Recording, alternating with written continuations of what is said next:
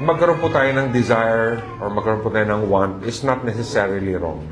So, hindi man mali yung magkaroon tayo ng desire. I remember one of the questions kahapon na tinanong sa True QR Code, ang tanong nung isa, masama ba or hindi ba tama yung magkaroon ka ng desire if you're a single person to one day have a partner in life, di ba? And then sinagot ito ni Renz na hindi masama kasi yun ang kalooban ng Panginoon. That it is not good for man to be alone. So to really have a desire to have somebody with you in life, hindi naman ito necessarily wrong. But also, of course, if we desire something, it should depend on what you desire to. Diba? Yung maghangad kasi, hindi naman talaga mali, pero ano ba yung hinahangad po natin? And surely, it would be an inappropriate desire if it is at the expense of something important. Kung merong ang desire mo ay nababaling sa isang bagay na meron kang pinapabayaan, merong nagkakamali ka na, dun na ito nagiging mali. Diba, kagaya na sabi ko kahapon in our session is that ang pagmamahal, hustisya, katuwiran, katapatan, pagiging patas, hindi to hiwa-hiwalay. So truth and justice and love and goodness and righteousness, magkakalakip ang lahat na ito. And love, magkakalakip ang lahat na ito. Hindi sila pwedeng paghiwalay sa bawat isa. Because all of that can be found in God. And so our desire should never be at the expense of what is good and what is important. So ang ginagawa po natin is that we want to put principle above our desires. Ang nag-guide sa atin ay principle. We don't force ourselves to get something at all costs. So there's a desire that cannot go wrong. Diba? Merong desire talaga na hindi tayo magkakamali. And that is what we should desire. May desire na hindi tayo magkakamali, and there is a desire that shall never be at the expense of principle. And that is the desire for what shall always be right. Merong rightness sa ating pong object na ginugusto. Merong palaging ito yung tama, ito yung safe, whatever is right, whatever is good, that should govern our desires. So our message is entitled, The Satisfaction of a Most Fundamental Desire, ang pagpapatupad ng isang pangunahing hangarin. So as God's kingdom people, there is something that we should want so bad, something that should keep on growing. Na meron dapat tayong ditong klaseng desire. Ano ba yung dapat natin ginugusto at dapat ito'y lumalago sa atin? Dapat ito'y palaging present at dapat natin mas naiintindihan sa pagdaan po ng panahon. So nawa ang ating mensahe ay maging tulong po sa atin na ipakita sa atin ang nararapat na it would be utterly wrong not to have this desire.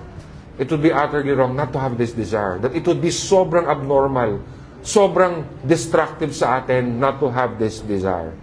So I'm gonna read to you our text again. Nagagamitin po natin.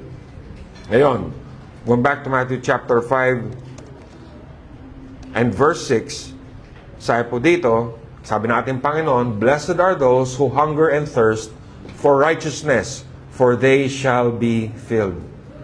So gaya ng ating nakita in the past verses dito sa Beatitudes na ito, ang Beatitudes or blessedness, hindi po ito yung mga virtues that speak about humanity in general. Hindi ito descriptive ng tao na dapat ay ito ang tao. Or ito ang description po ng tao. But specifically, ito po ay kingdom people. Now we can expect this from people na wala naman sa Panginoon, na wala sa paghahari ni Kristo, kundi ito ay ating pong dapat makita at asaan, dapat sa atin if we really are in the Lord Jesus Christ.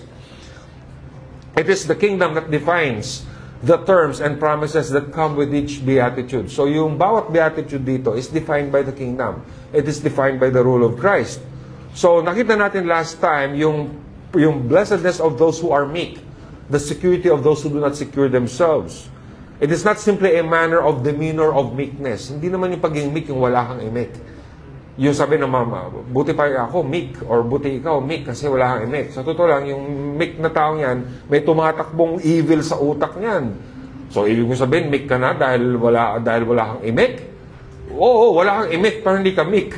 Diba? So, ikaw ay mayroon pa rin tumatakbo sa isip mo na hindi tama. And that is not meekness. So, hindi naman outward, di ba? Ang virtue, hindi mo ito yung nakikita sa panlabas tama, kundi ito sa ating mga kalooban. So, hindi ito matter of demeanor, hindi ito itsura lamang ang pinag-uusapan po dito. But it is an attitude of lowliness, non-assertiveness, non-vindictive, even in the midst of oppression. Ang isang taong meek talaga ay gusto pa rin ang kabutihan ng kanyang kapwa. Ang isang taong meek, hindi niya fino-force ang kanyang sarili, knowing that in the end of it all of what was promised to us in Christ will be ours. Diba? Ibibigay ng Panginoon sa atin. The whole of creation will belong to those who are meek. Diba? Ibibigay ng Panginoon sa atin as He has promised. So it is not a matter of personality or predisposition to be meek. Being meek is being of salvation and of the kingdom. So, wag natin sabihin nga na basta nanahimik ay meek na. Basta wala ng kontra ay meek na. May mga tao na pinipili na lang nila na wag na lang silang magsalita or umimik, pero hindi naman tama ang kanilang mga isip. Mali pa rin sila sa kanilang iniisip. And that cancels yung kanilang itsura ng pagiging meek. Because if you really want to be meek, you have to go back to the reality of salvation and the kingdom. Yun po magdi-define ng meekness para sa atin. So coming to our beatitude today, hungering and thirsting for righteousness shall be a characteristic of those who are blessed. A hungering and thirsting that shall be satisfied. Again, it may seem simple enough for everyone to agree with. Sabihin natin na napakadali pa naman, those who hunger and thirst for righteousness shall be satisfied. Napakadaling mag-agree dito. Wala namang kukontra siguro dito, no? Hindi naman ito isang bagay na masama, sasabihin po natin. Pero ang tanong doon is, do we really hunger and thirst for righteousness? Do we truly hunger and thirst for something that the Lord has promised to satisfy? But if you also read this, parang are you really going to be satisfied by as you hunger and thirst for righteousness? Kung isipin natin, hindi rin madaling intindihin eh. Di ba? Alam mo, masatisfy ka sa masarap na pagkain. Alam mo, to hunger for food. Alam, naintindihan natin yan. Pero to hunger and thirst for righteousness and to be satisfied, what does that mean? Is this something that we want so badly that we wait for its fullness, for its fulfillment to come? Di ba? Yung tanong natin sa ating mga sarili. So I am amazed that at the fact that God does not only reveal to us objectively what must be, but the Lord also teaches us how to desire it. Pati yung puso natin binabago ng Panginoon to desire the things that are truly desirable. Hindi niya tayo hinahayaan ng mga bagay na hindi naman karapat dapat hangarin. Kundi binabago niya yung puso natin para gusto niya mga bagay na dapat lang talaga natin gustuhin. Di ba ganun ang Panginoon? Ganun siya kabuti. Hindi tayo hinahayaang mamalin lang, maiwan sa deception, maiwan sa desires ng ating flesh, ng mundo, kundi tinataas niya ito, tinatanggal niya tayo doon at tinadal tayo sa ano ba dapat natin pong talagang hangarin sa ating buhay. Having these kingdom values is something that comes with convincing us what must be, and so not only do we agree, hindi tayo nag-agree lamang dito, but we fight for these things. Pinaglalabanan po natin, alang-alang sa mga bagay na nararapat. At ang pinaglalaban po natin talaga, ang venues of where we're going to fight that, in our very own hearts. Diba? In our very own hearts. Yun talaga ang magiging battlefield talaga natin sa totoo lang ay yung sarili natin mga puso. At yun, dun tayo binabago ng ating Panginoon. So may we remember this from our message that let our most fundamental desire be rooted in the very being of God. And so surely be satisfied, for God can never turn away from who He is.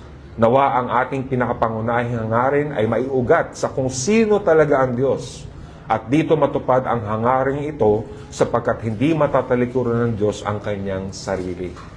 So if our desires are rooted to the very nature of who God is, hindi tayo mapapahiya because God will never turn away from Himself. At doon tayo dinadala ng ating Panginoon. So let it be so, brethren and friends, that you would have a great need and desire for what is truly fundamentally good. For this is who God is. And such shall be validated, I hope, sa conduct natin that is consistent with that desire. So what I hope that it will do to us as a church is that yung ating pong desires ay pare-pareho talaga. Yung ating pinaglalaban ay pare-pareho din talaga. It's really pointing all of us to the Lord Jesus Christ. It's not us being better than a brother or a sister. It's not being more mature than other people. Na para bang mamaliitin natin ang bawat isa or sino man sa atin. Kundi sama-sama nating tinatahak na magkaisa talaga tayo sa nilalaman po ng ating mga puso. Di ba? Na ang hinahangad po natin talaga ay ang Panginoong mismo. So dalawang bagay ang nais ko muling makita natin ngayon. Unang-una, if we are going to hunger and thirst for righteousness, then let us remember True righteousness is against the self. So, ang totoong pagiging makatuwiran or pagiging tama ay taliwas sa ating mga sarili. So, blessed are those who hunger and thirst for righteousness is what our Beatitude says. If you ask anyone in the world if they would agree that everything should be made right, kung tatanungin natin ng mga tao na ang lahat po ng masama, lahat ng wickedness sa buong mundo ay dapat ay mapuksa at dapat wasakin, lahat po mag-a-agree. Wala pong magdi-disagree dito. Diba? Kung tanungin po ninyo yung sino ba yung na-charge ngayon ng plunder na senador? Wow, yun. Tanungin si Jingo, gusto mo ba lahat ng bagay maitama sa mundo ito? So, oo naman, dapat wala ka dito. Diba? Yun ang magiging sagot doon. Kasi lahat naman, kahit mga taong masama, we will say that they will agree that dapat ay manaig talaga ang tama. Di ko alam paano nagagawa yun yung ganong kabold na dapat may hustisya, may ganun. Sila naman mismo, di ba, yung taliwas doon sa mga bagay na yan. So even the meanest person will agree. Even the most evil person will agree that they want everything to be right. But then is it so? So everybody would have a sense of righteousness. But then, that sense is very insufficient. Righteousness is not something defined by humanity. Hindi ito isang bagay na tayo pong nagbibigyan ng definition kung ano ang righteousness. Parang love din, di ba kahapon? Hindi tayo nagpapangalan at nagbibigyan ng definition sa pag-ibig. Ito ay galing sa Panginoon. Ganun din po ang righteousness. Hindi ito isang bagay na tayo pong nagbibigay ng definition. And we can see that no one can even be consistently righteous. Hindi man natin kaya maging totoong righteous. Kahit tayo mismo. Madalas ito sa amin, sa bahay. Magka-family worship kami, doon mismo, nagkakainitan ng ulo namin sa family worship. Doon mismo nag-away-away. Doon mismong point na supposedly we're there to pray, and even after praying, an issue comes up, at nagandun po yung trouble mismo sa loob ng pamilya. Ganun talaga, makasalanan eh. Tapos may mga times talaga, you have to put it off for a while kasi wala na, nagkainitan na yung mga ulo, and then you have to put it off for a while, and yet we were talking about just praying a while ago, na gabayan tayo ng Panginoon, pero here we are, nag-aaway-aaway na tayo dito dahil something came up, an issue comes up, diba? So even tayo, as we already believe the gospel, and andito na po tayo, we still cannot be consistently righteous. As the Apostle Paul says, truly no one is righteous, not even one. So then, we must look beyond ourselves to really appreciate and be challenged by this righteousness that we must hunger and thirst for. And I think that already gives us a clarity na or reason na that's why we should hunger and thirst for this. Kasi hindi naman talaga tayo ganito, hindi po ba? So some reflections and reminders para sa atin. Let us remember, brethren and friends, unang-una, that righteousness is first and properly of God. Diba? Hindi ito nagmumula sa atin. Ito ay galing ito sa ating Panginoon. If there would be anyone who is perfectly, incorruptibly, consistently righteous, it would be no one than God Himself. Not only does God define what righteousness is, He is righteousness. Sa Kanya nanggagaling ang definition. God does not, it's not a description of Him. You find righteousness in God Himself. Kung meron mang nag-embody, although God does not have a body, but if I may use the term for God, if there's anyone who would be that, it is Him.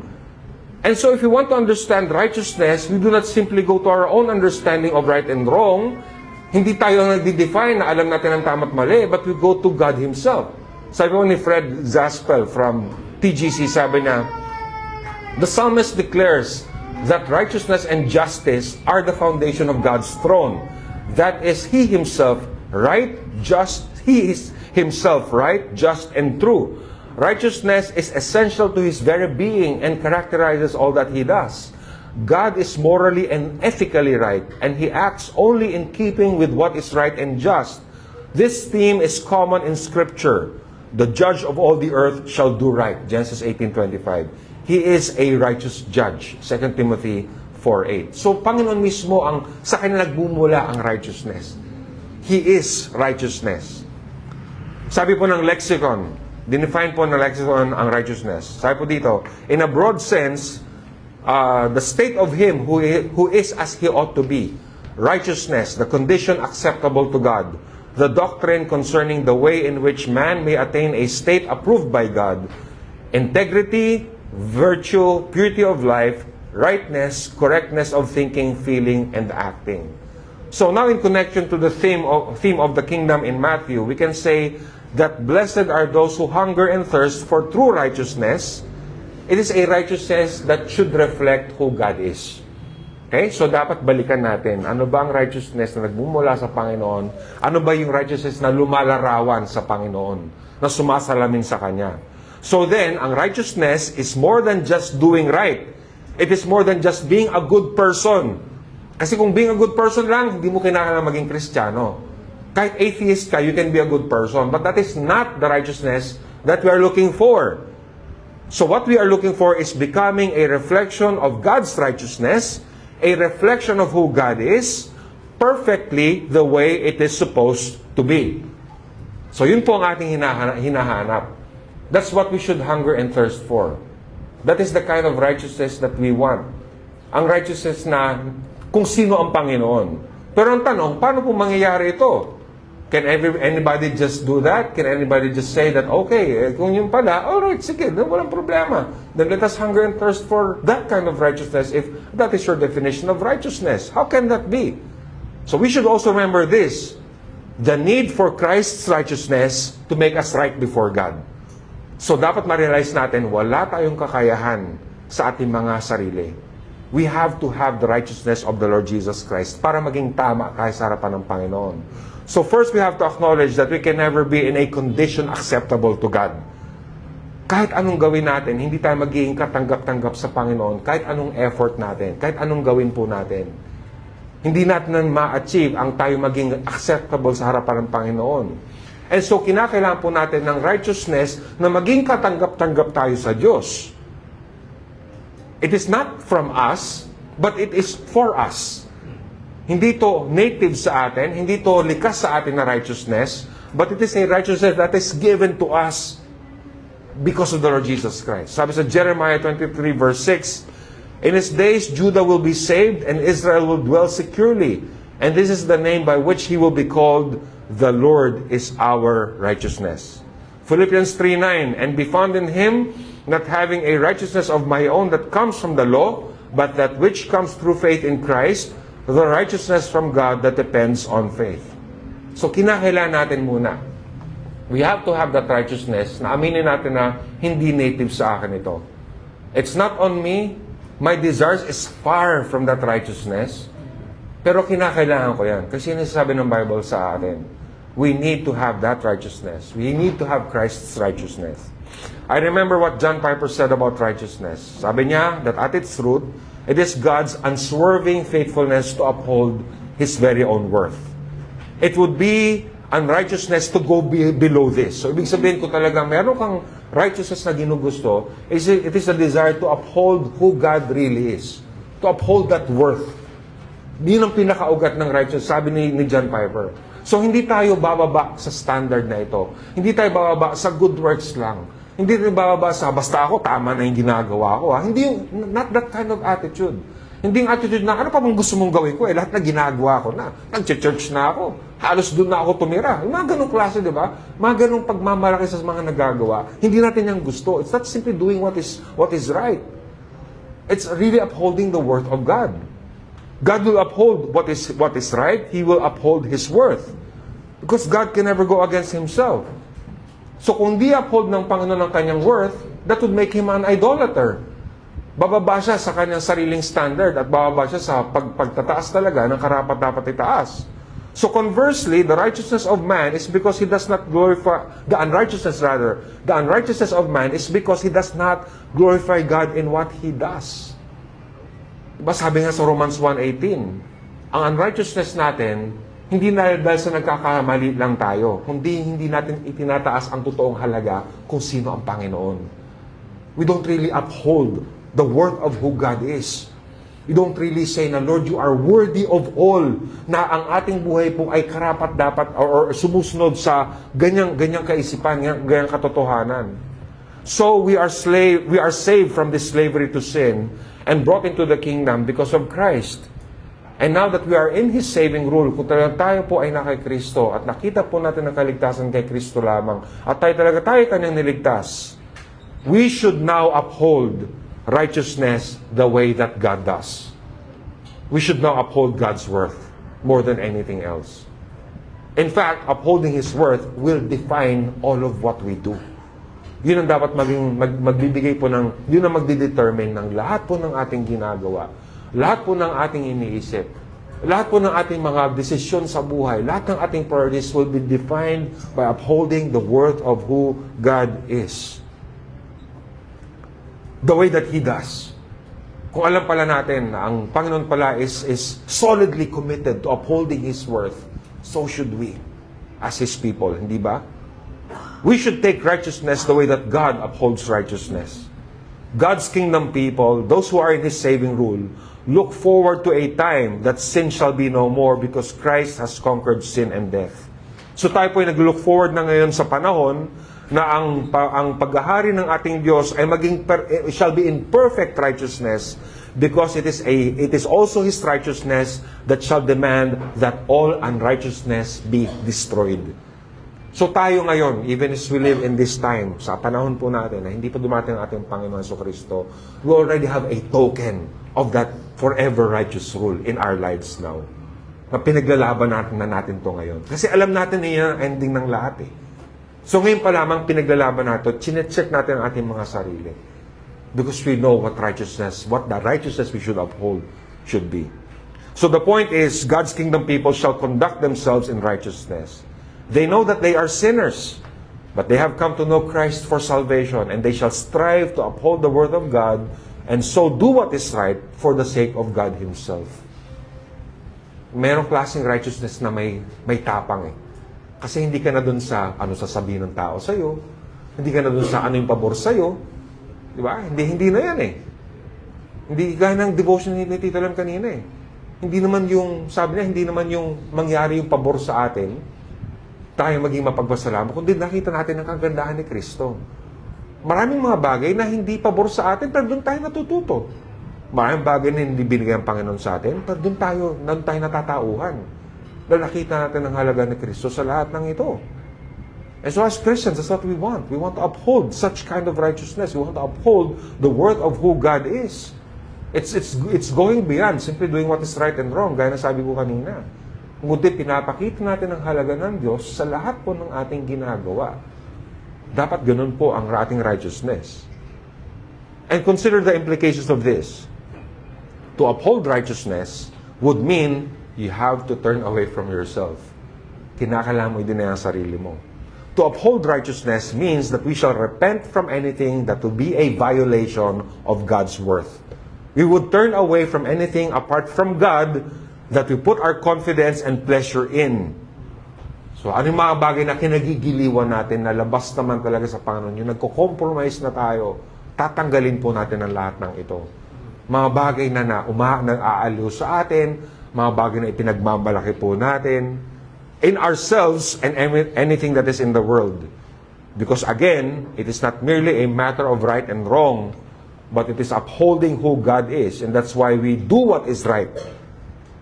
Because we uphold God's worth, we now uphold the good things that we ought to do. The right things that we ought to do. So baliktad. Hindi tayo yung gawin natin yung tama para maitaas natin ang Panginoon. Kundi, tinataas nga natin siya kaya tayo gumagawa ng tama. Diba? So we begin with God pa rin. We begin with a consciousness of who God is. And so lumalabas sa ating mga buhay, sa ating mga ginagawa ngayon, kung gaano natin siya kinikilala at itinataas. Na kahit nga dumating yung time na gumagawa ka ng tama, kakasyon pa rin sarili mo eh. Bakit ko nga ba ginagawa ito? Tinataas ko ba ang Diyos? O tinataas ko ang sarili ko? Because we are now able to discern and be honest with ourselves why we are doing things. And that should be, it is because we uphold the worth of who God is. So then we can say that those who continue to uphold the self, those whose lives do not see God as the most precious are those who will live in unrighteousness. Kung hindi natin tinataas ang worth ng Panginoon, kahit sobrang mag-church at mag-church tayo, which is happening even to people now, kahit masipag ka mag-church, kahit anong sipag mo sa ginagawa mo, at sabi mo faithful sa ginagawa mo, pero ang tanong dun, bakit mo ginagawa? Talaga bang Diyos ang itinataas mo? Bakit pagdating sa ibang area ng buhay natin, hindi natin magawa itaas ang worth ng Panginoon? Bakit pagdating sa pagtinetest na tayo, ang bumabagsak tayo dahil hindi naman natin tinataas ang worth ng Diyos, kundi pinoprotektahan lamang natin ang ating mga sarili, ang mga pride natin, di ba? So, kahit anong gawin natin na mabuti tuloy, na hindi nagiging totoo kasi hindi man pala yun ang ating objective pala. At maaaring ginagamit lang natin yung magagandang bagay sa buhay para masabi lang na tayo gumagawa ng tama.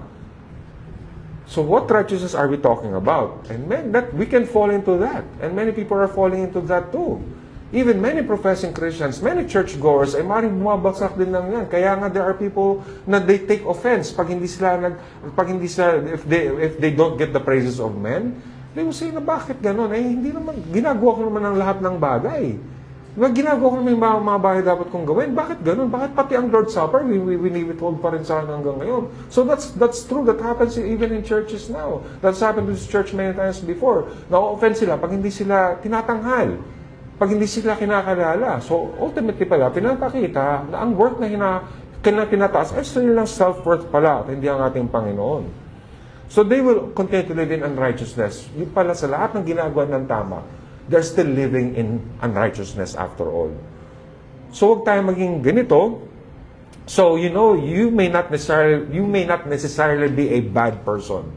Hindi naman kinakailangan maging criminal tayo para maging unrighteous tayo in God's eyes. Hindi natin kailangan maging mga bandido or mga masasamang tao in the definition ng ating society. We may be just ordinary folk who just want to live quietly.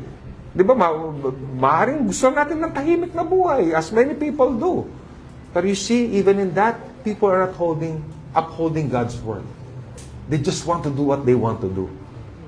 Di ba, they just want a quiet life, kung saan sila mabubuhay. But for us as Christians, lampas na kasi tayo dun eh. Hindi naman yun ang goal natin eh.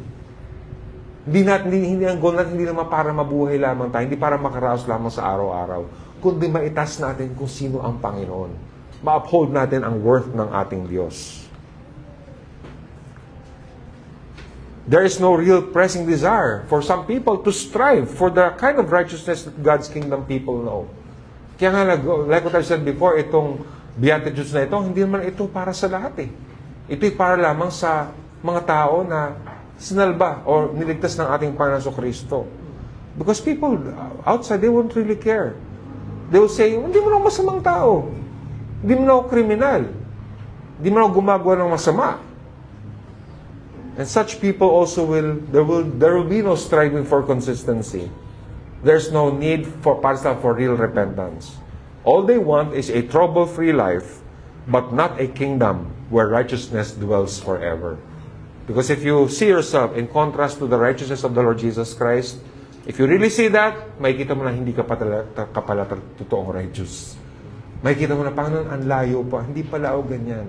Buti na lamang yung katuwiran ni Kristo ang ipinatong sa akin. Buti lang yun ang naging basya ng aking kaligtasan ko. Not a righteousness of my own, but a righteousness that I have received by faith in the Lord Jesus Christ. Because we know that inherently, we are not righteous after all. Pero those people who realize that will also continue to strive for such kind of righteousness.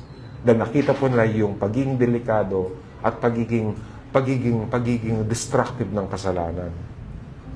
So if you are in the Lord Jesus Christ, we know that we have been saved from our own righteousness. Kaya nga hindi tayo nagmamalaki. Hindi tayo mag-ilista ng lahat ng ginagawa nating mabuti, which other people are doing. Mga self-righteous people, ililista nila lahat ng kanilang mabuting ginagawa. Tayo naman, alam natin, Lord, save me from my own righteousness. Save me from my own belief in what I can do. Tanggalin niyo sa akin, Panginoon, yung paniniwala ko na may magagawa pala ako para maging matuwid sa harapan mo. Because that is never true. We can never do that. So we ask the Lord to save us from that. Tayo po ang unang-unang mag-aamin that yes, we need the righteousness of Christ and that is our hope. Yun nga yung hope natin. Hindi sariling katuwiran. And so we also desire that one day, we shall be like our Lord Jesus Christ when we are no longer in sin in any way, and we shall be upholding righteousness perfectly when we ourselves have been made perfect like the Lord Jesus Christ. At tinitignan natin yung panahon na yon, na kung saan maging perfecto na ang ating pinangahawa, ang ating pong pagiging righteous when we are like the Lord Jesus Christ.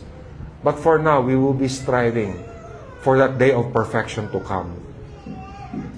Righteousness properly belongs to God, but one day we shall be perfectly like the Lord Jesus Christ too. So, yun dapat ang righteousness natin, mga kapatid at mga kaibigan. Hindi yung may nagagawa ka, hindi may ginawa si Kristo para sa atin. At yung ating pong pagtataas ng worth or ng halaga ng Panginoon, ay dahil na-realize natin na tayo po ay makasalanan. Nakita natin na hindi pala tayo ganyan. So sana mag-mature po tayo sa gano'n na yung meron man tayong ginagawang mabuti, meron man tayong hindi man tayo masamang tao, yung mga ganong klase mga katawiran, hindi ito dapat, sana lumalabas sa atin. Kasi hindi man natin may pagmamalaki yung mga bagay na ginagawa natin eh. And if we're doing good, dapat lang naman. Dapat lang naman. Ang gusto mo, gagawa ka ng hindi mabuti, tapos pag gumawa ka ng mabuti, pupuri-purihin ka ng kapwa mo. Tama lang gumawa ka ng mabuti. Tama lang naman, that's expected of us. We were created for good works, di ba? Sabi ng Ephesians chapter 2, and doon tayo dinala ng ating Panginoon. But to have that resentment that you're doing good, that doesn't really sit right, di ba? Kung talagang mabuti ang ginagawa mo, then why resent? Why be bitter about it? If that is truly good para sa atin. And I'm saying this because nangyayari talaga ito sa atin. It has happened to people before. And nakita po namin yan. Nakita ko yan. And we have to remind us that if we really uphold God's word, that is already what we should do. Tama lang naman. Taas natin ang halaga ng ating Panginoon. Ano man na mangyari, whatever it is, ano man ang consequences sa atin dito, it doesn't really matter. Because you saw God as the most precious, you uphold His worth, because tama lang naman na gawin po natin ito. And you will see that if you're a Christian, and you even realize na I'm even not upholding His worth the way that I ought to uphold it. Kaya patuloy ko pa rin ginagawa, I'm striving for this, I want to be like my Lord Jesus Christ even more. So that's the first point. Pangalawa, the promise of being abundantly and increasingly filled forever. Yung pangako sa atin na tayo maging masagana at tayo po'y mapupuspusan magpakailanman. So having said that kanina about righteousness in my first point, we're also being told of how we must desire it. So pati yung ating pong desire kung paano natin ito dapat ay gustuhin ay sinasabi rin sa atin ng ating verse. Sinasabi ng ating Panginoon. In other words, we are being told of the intensity of that desire. So, going back to our verse, sabi po ng ating Panginoon, blessed are those who hunger and thirst for righteousness. So, ginamitan ito ng mga salita para mabigyan tayo ng definition or mabigyan tayo ng clarity the way that we should desire it. Hungering and thirsting for it. So, it is not simply a desire. It is not simply to agree that it is good. Hindi yung aayon ka lang, oo nga, dapat nga ay mag-desire tayo. Dapat nga na tama ay yun nga ang gawin natin. Hindi eh. Ang sasabi dito, that the Lord Jesus is saying that you have to hunger and thirst for it. So that is what the Lord says. Diba? So it is something to hunger and thirst for. So let's consider the following. To hunger and thirst is more than just desire, but it shows us need. A great need. Kaya nga hungering and thirsting ang ginamit sa atin. There's a desire, a craving, a wanting, not because of whim or capriccio lamang natin, but because of necessity. Kaya nga hunger and thirsty. Mga bagay na basic para tayo po ay mag-survive, I believe. It is because it's showing us a necessity. Dapat po ito ay likas or dapat ito ay mangyari sa ating kagustuhan na para bang nakasalalay po dito ang ating pong existence. To hunger and thirst for something would mean that life and existence depended on it. Na hindi mo ka pwedeng mag-hunger and thirst. Halimbawa, pag yung anak mo, di ba, for example, yan, pag ganyan yun, nagkakasakit, nag-aalala tayo, pag hindi na siya pag ayaw niyang kumain, or ayaw niyang uminom ng tubig. Kasi alam natin, nakasalalay ang kanyang kabutihan doon sa kanyang pagkain at pag-inom. So, ganun din sinasabi ng Panginoon sa atin na nakasalalay po sa ating hungering and thirsting yung ating pong kabutihan, yung hungering and thirsting for God's righteousness. It is crucial for our sustenance, for our well-being, and also for our future. Thus, to hunger and thirst for something is a desire for a most basic need to survive. So, kinakailangan natin para tayo mabuhay. We need to hunger and thirst for something so very basic, so very crucial for our life and existence. So our physical condition, our physical constitution rather, makes us understand the illustration. Di ba? Pinapakita sa atin na ito talagang ini-illustrate ng Panginoon sa atin para maging klaro ang mensahe sa atin. Meron pong desire, a need that must be met. Meron ganung pangangailangan na dapat po ay matugunan. Hindi ito isang bagay na optional. Hindi pwedeng sabihin na pwedeng mong i-hunger and thirst kung gusto mo, kung hindi, pwede rin. Pwede mo sabihin sa pagkain at inumin yan sa buhay. Na kung, sige anak, kung gusto mo kumain ka. Kung ayaw mo, huwag kang kumain. Hindi mo sasabihin sa anak mo yun. Di ba? Minsan nagagayat pa nga tayo, hindi nagtutubig at baka magka-UTI, di ba? So kahit nga sa ganung level, niremind natin dahil importante sa well-being natin bilang mga tao. So it makes it understandable that there is a need that must be met. Hindi ito isang bagay na maaring ay wala. Just like in the other things in life, if we are to be stripped of everything except food and drink, we shall survive. Di ba? Buti pa yung ibang bagay eh. Magdamit ka ng simple lang, magsusurvive ka. Di ba? Pero hindi pwede yung food and drink. You cannot take that away from you. You can transfer to another place, another house, study in another school, have another job, mabubuhay ka. Hindi ka mamamatay doon. Pero yung hindi ka kakain at hindi ka iinom, yun ang crucial sa existence mo. Kinakailangan mong gawin yan. And I believe, yun ang pinapakita sa atin dito na kung gaano ka-importante ang how we are to hunger and thirst for that righteousness. Sabi sa Psalm 42 verses 1 to 2, as a deer pants for flowing streams, so pants my soul for you, O God. My soul thirsts for God, for the living God. When shall I come and appear before God? So parang isang uhaw na usa na naghahangad ng ganong klaseng refreshment. 'Di ba? Ng tubig na siguro hinahabol ka ng wolf sa kang deer.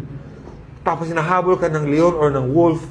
Tapos uhaw na uhaw ka ngayon. Mamamatay ka pag hinahanap mo yung tubig na bubuhay o mag-refresh sa'yo para makasurvive ka ng another wolf attack or ng another lion attack. So something like that, di ba? O parang ikaw, galing ka sa, pagod na pagod ka, nagbungkal ka ng lupa, for example, nasa garden ka, may ginagawa kang isang mabigat na bagay, tas uhaw na uhaw at gutom na gutom ka. You want that refreshment for you to continue in life. So that's what the psalmist says, kung paano nagpapantang isang usa para sa tubig, gandun siya, ang kanyang kaluluwa sa Panginoon. Sabi sa Psalm 17 verse 15, as for me, I shall behold your face in righteousness. When I awake, I shall be satisfied with your likeness. And this is, I believe, the picture of how we must see righteousness. It is as necessary and basic to our existence. If it is properly of God, and that He will uphold it at all costs, we should also do so as we are created in His image. Hindi pwedeng hindi. Hindi pwedeng hindi natin gustuhin ito. Ito po ay hindi matatanggal na bahagi ng kung sino ang Diyos. And I believe tayo, hindi rin pwedeng tanggalin ito sa ating being. To take this away from us will mean destruction. It is essential para sa ating being. To desire something because of great need is to be desperate for it, according kay Lloyd Jones. Diba? Yung maging desperate ka dito. It's a great need for you. And so this is what our yearning for righteousness should be. Kaya nga, going back to my first point kanina, may kita mo yung rank talaga eh. Ano ba yung ini-yearn natin talaga? What is it that we really want? Is it that what is truly right and good? Is that what we really want? Or we want something less than that? Do you want to go to lower our standards? May ba tayong hinahangad? Kasi ayaw natin ng talagang tama at mabuti. Ayon sa kung sino ang Panginoon. Kaya nga it will require self-denial eh. Hindi ito pagpapakitang gilas, hindi pagpapakitang tao, hindi para may patunay may gawin ka. Kundi kung ano talaga ang gusto mo. But going or desiring who God is, His righteousness, is crucial sa ating being. Hindi pwedeng hindi. Hindi pwedeng hindi. Lulukoy natin ating mga sarili kung sasabihin natin na I'm a Christian and I'm doing things in life and I'm not really desiring the best or what really good and what really is right. Hindi pa pwedeng ganun. And so those who hunger and thirst shall seek to be pleased. Hungering and thirsting does not only seek to satisfy a need, Pero when we are being satisfied, there's also a dimension of pleasure and enjoyment as those needs are being met. May kasarapan dun eh. Diba? Imagine mo again, hinahabol ka ng leon, diba? At ng wolf, for example, nakaligtas, uhaw na uhaw ka. Pag inom mo ng tubig, sobrang sarap. Pag inom mo masarap na, malamig na tubig, sobrang sarap ito. Hindi lang ikaw yung nag-survive eh. It brings a certain pleasure to you as you drink of that cold water. There is a great sense where food and drink gives gladness to our hearts. Ang taste ay nagbibigay po ng pleasure. We were made to both be nourished and to be pleased with food and drink. Hindi naman tayo basta malamnan lang ang tiyan eh. Kaya nga, di ba, pag nagluluto tayo, pinag-iigi natin din eh. Gusto natin masiyahan tayo sa niluto natin. Gusto natin masarapan yung mga family members natin sa ating ihinanda. What we want is that as you are sustained by food and drink, nasarapan ka din sa kinain mo. Dahil we were created to be that way. We're created to have pleasure. Hindi tayo, you know that animals, yung mga predators, they don't chew their food. They only gulp it down, di ba? Napapanood nyo ba yun kung paano kumain ang mga, halimbawa, buwaya or aso? Di ba? They chew the bones kasi kinakailangan i-chew, pero yung laman, kung kailan lang yung Komodo dragon, for example, or ahas, they simply eat at i-gulp down lang niya. Kasi they need that to survive. Para lang sila mabuhay. Pero tayo bilang mga tao, nakaayos pa yan sa plato. May presentation yan. Di ba? May mga times na pag sinisipag sa bahay, for example, nakaayos yung itlog, nakaayos yung nakakap yung sinangag. Minsan may herb pa sa ibabaw. Diba? May pansit-pansitan doon sa ibabaw ng kanin. Pinagaganda pa talaga. Pero syempre, hindi natatapos sa nakaayos lang yung pagkain. Dapat pagtikin mo ng pagkain, bagay doon sa itsura niya, di ba? Kasi kung maganda nga itsura, hindi masarap yung lasa, di baling hindi maganda itsura, basta masarap ang lasa. Pero we were created to be like that eh. Di meron talaga tayong aesthetic eh. At pati ang panlasa natin ay inaasahan natin na maging masarap po ang ating kinakain because we were made to be creatures of pleasure. We were made to be both nourished and to be pleased with food and drink. And in our home, when we pray at meal times, we thank the Lord for giving us our nourishment and also enjoyment. That it brings gladness to our hearts pag tayo po ay kumakain ng mga pagpapalang pinagkaloob ng Panginoon sa atin. But unlike food, although that is a metaphor na ginamit po sa Scripture, but unlike food, hungering and thirsting for righteousness goes down deeper. The necessity and pleasure of food will only be up to a certain point. Hindi man ito ganun kalalim eh, pero it serves its purpose. And having more than what is needed shall make one sick. Talagang kung kumain ka ng sobra, magkakasakit ka. Kaya kahit anong sarap, kahit anong nourishment yan, hindi natin pwedeng abusuhin yan. Kasi magkakasakit tayo. Pwede natin ikamatay ang maling pagkain. But righteousness will never be something that we shall get tired of. Ito yung bagay na talagang mas gugustuhin pa natin habang tumatagal ang panahon. Hindi tayo mabubusog dito na parang, ay tama na. Gusto ko naman unrighteousness naman ngayon kasi ayoko na maging righteous. Hindi mangyayari sa atin yan. Ito isang bagay na talaga gugustuhin pa natin higit pa at lumalalim ang ating kagustuhan sa paglipas po ng panahon. It is a quality or characteristic that is built into our souls. It is built into our very being. Kaya nga po, ang righteousness, in a great sense, will be more basic than food and drink. It shall be more satisfying. To the point na, for what is right and good, hindi ka nalang kakain kung kinakailangan hindi. Hindi ka nalang iinom kung kinakailangan hindi. Kasi mas malalim at mas malawak ang inaabot po ng righteousness. Righteousness is the very foundation that makes everything well, including the physical well-being of creation. Yun ang nag-govern sa atin eh. Hindi naman, it's not really about food and drink eh. It's about what is really good, and that is righteousness. Ano ba talaga yung tama? As sin or unrighteousness has corrupted and destroyed creation, righteousness establishes and sustains creation. Yun ang nag-maintain ng mga bagay-bagay na mabuti pa rin because of righteousness. Isa sa mga gamit po ng law, according to the reformers, is that it restrains people from doing evil. Na kahit sa secular society natin, bakit ba may mga batas na pinapatupad po ang ating bayan para hindi magtuloy-tuloy sa kasamaan ang tao. May preservation quality po ang katuwiran o ang pagsunod sa batas. And so righteousness keeps us. It keeps things in order. Thus, if this is established, everything will follow. Kung na-establish ang tama, susunod po ang lahat ng bagay. For example, kahit sa inyong mga tahanan, di ba? When you establish what is right and good, everything else will follow. Ang nagiging standard kasi yung tama. So walang taong lamang kahit kanino. Kasi for example, ikaw yung tatay. Di ka pwede magsabi na, ako yung tatay dito, ako yung masusunod. Kundi meron tayong sinusunod na standard.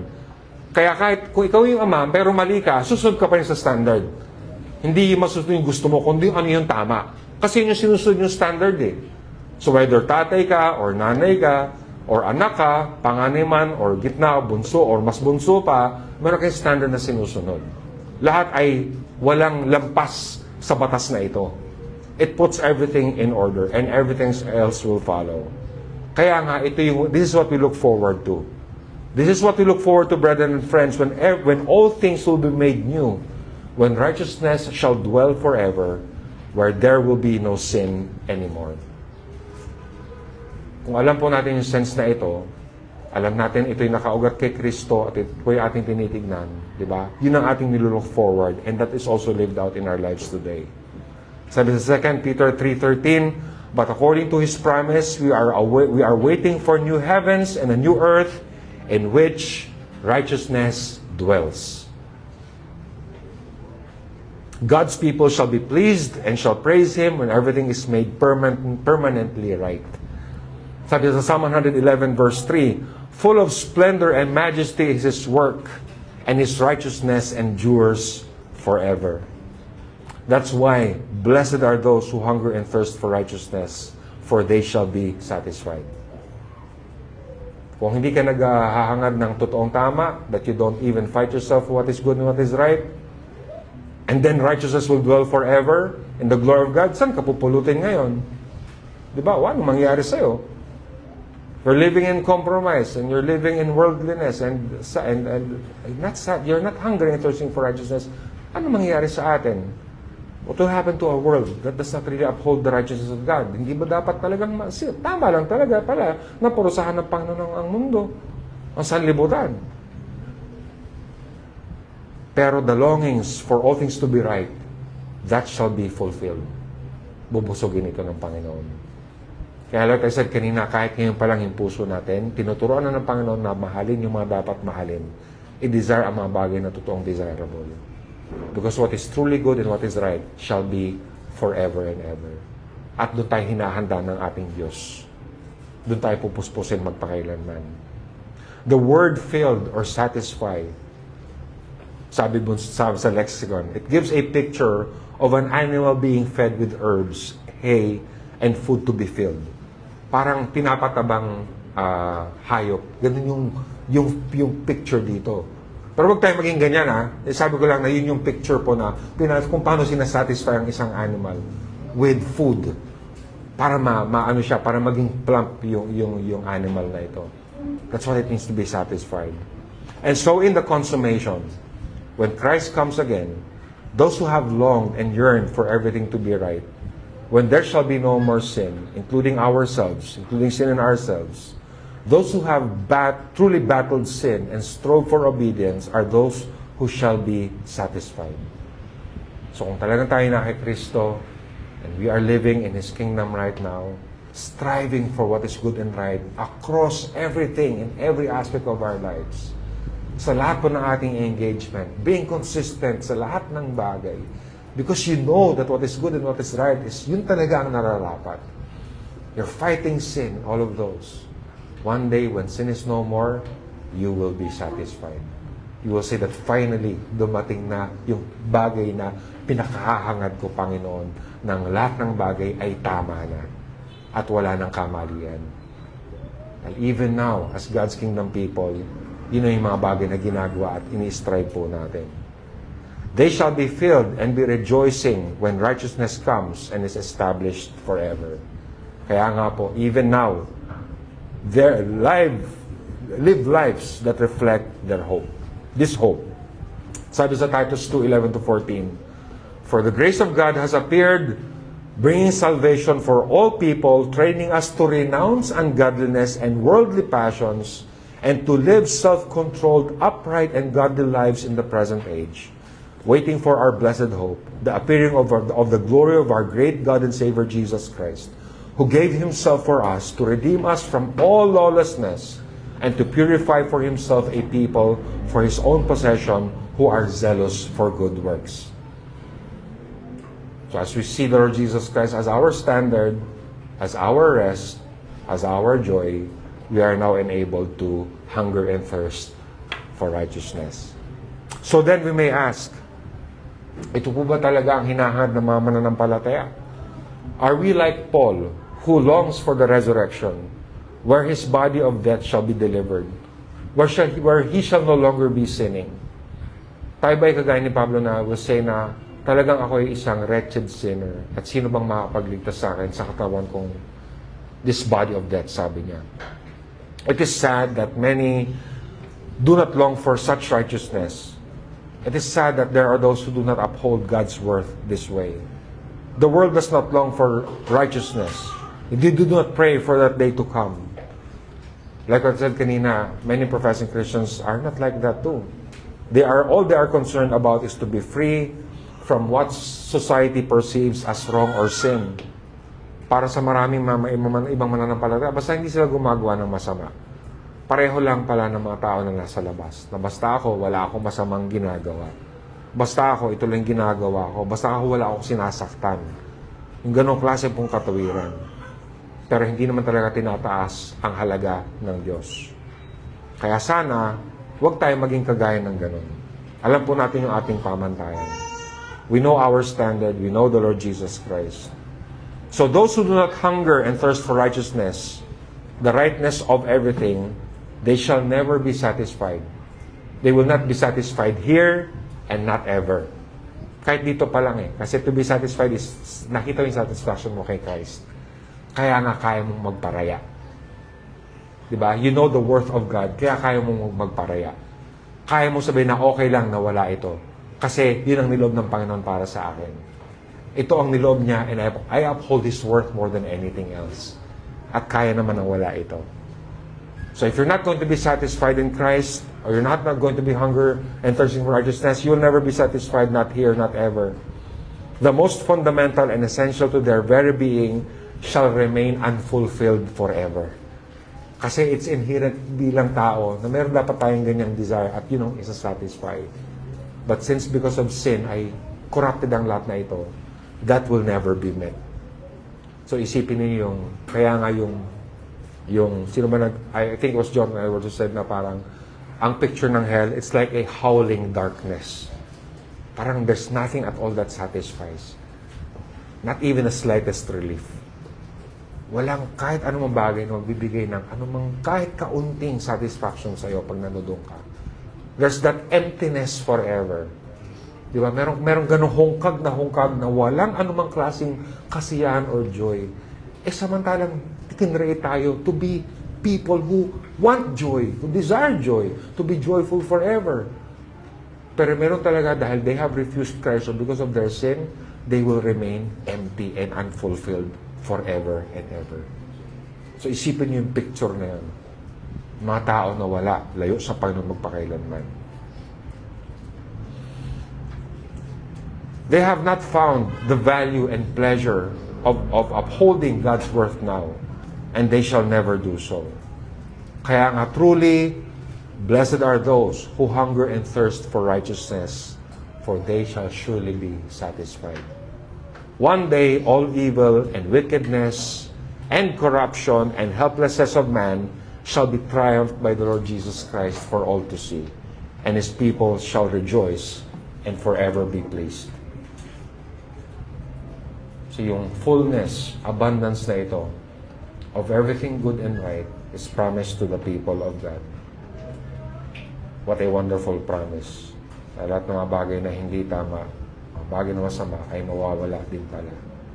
And we shall dwell in the righteousness that we are longing for forever and ever. So in conclusion, We are given a physical metaphor or larawan para maunawaan po natin ang isang spiritual truth. We are given what it means to desire a great need for righteousness. And so, may this also be a reminder to us that our physical and temporal lives are never the end of themselves. Ang ating temporal na buhay ay para ma-serve lamang ang purpose, para maunawaan natin that there is something more than what we can see. There's something more than what we have here on earth. Binibigay lang sa ating mga physical na bagay ito para maintindihan natin that that's how it works. Pero ito yung mga lumalarawan lamang ng mga bagay na hindi na nakikita ng ating mga mata. And it is even more fundamental and basic than our need to survive here on earth. Ang survival talaga naman natin hindi para makaraos dito, kundi tayo ay makarating sa glory ng Panginoon magpakailanman. Our battle as God's kingdom people is not survival in order to live, but perseverance to the end, seeking the kingdom in the midst of the temptation to see life with our mere eyes.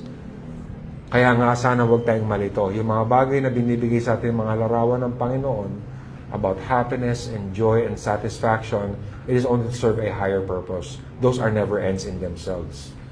Pag nangyari sa tao kasi baliktad, naiiwan siya dun sa metaphor. Hindi na nakikita yung what it really points to. Naiiwan lang siya dun sa mga bagay na tangible na nakikita niya. Pero nalilimutan niya na hindi naman ito ang masisira din one day ang mga ito. And dapat lumampas tayo sa mga bagay na ating nakikita. Ang temptation sa atin is to maiwan tayo sa mga bagay na nakikita na ating mga mata. So it is my hope that we have once seen once again the demands of being Christ's disciples, of being part of the kingdom. Again, the Lord is good and patient in teaching us what we must be. Buti na lamang pati ang ating mga dapat mahalin, dapat intindihin, dapat i-desire, pati yun tinuturo niya sa atin. Pati yun binabago niya. Hindi yung sinasabi na, o yan dapat ang i-desire nyo, tapos bahala na kayo kung i-desire nyo o hindi. Halimbawa, bilang mga magulang. Kaya tinuturo ng mga anak natin, anak, ito yung gustuhin mo. Ito yung mas masarap, ito yung mas mahalaga. We point them to that, di ba? We try to change their minds. If they don't understand, we make them understand. Diba? Halimbawa, nung nasa buffet tayo, for example, anak, huwag kang kuha na sushi. Kanin lang yan. Kunin mo yung mga bagay na, yung hindi natin nakakain sa bahay. Wag yung mga, kasi minsan sushi, minsan parang panloko lang yun, dahil makukulay. Yung mga bata, kuha ng sushi. At yan, kunin mo yung lamb chops, kunin mo yung mga kesong mamahalin, yun ang makakainin mo. Huwag kang at saka huwag kang drinks ng drinks. Lugi tayo dyan. So, we point them to what is really desirable, di ba? We train their minds and their hearts towards what is more valuable. And I believe the Lord is also doing that to us. Tinuturo na tayo sa mga bagay na kanais-nais talaga. Hindi na tayo hinahayaan na He will simply ilulure lang niya tayo na ito yung bagay na maganda, pero bahala ka na kung gusto mo o hindi. But the Lord changes our desires because often, even our desires, as what C.S. Lewis says, our desires are too weak. Masyado mahina ang ating mga kagustuhan. So pati yun, binabago po ng ating Panginoon. And so, may our conduct be that those who desperately long for righteousness, for one day, righteousness shall be established firm from end to no end. Walang katapusang katuwiran. Walang katapusang paging tama ng lahat ng bagay. Where everything is made right. Where everything is good. Where everything upholds the worth of who God is. And those who truly have desired it by the grace of God shall be satisfied and happy to be where they have truly longed to be. Kaya nga, ano na lamang yung araw na iyan na kung saan ay masasatisfy ng Panginoon yung ating puso with rightness, with righteousness, which is basic to God and also basic to man. Because that is what it was really meant to be. Bilang nilikha sa wangis ng Diyos, this is inescapable. And if we escape this, it would only amount to destruction. Pero sa kabutihan ng Panginoon, dinadala niya tayo sa ano ba talaga yung tama. It will be painful, it will require self-denial, but if it is what is right, it is right. And that will have to govern all of our lives instead of the things lamang na akala natin ay tama para sa atin. Kundi ano yung tama dahil kung sino talaga ang worth ng ating Panginoon. That He is to be up. We are going to uphold Him above anything else at all because only our God is worthy. Tayo po yung manalangin.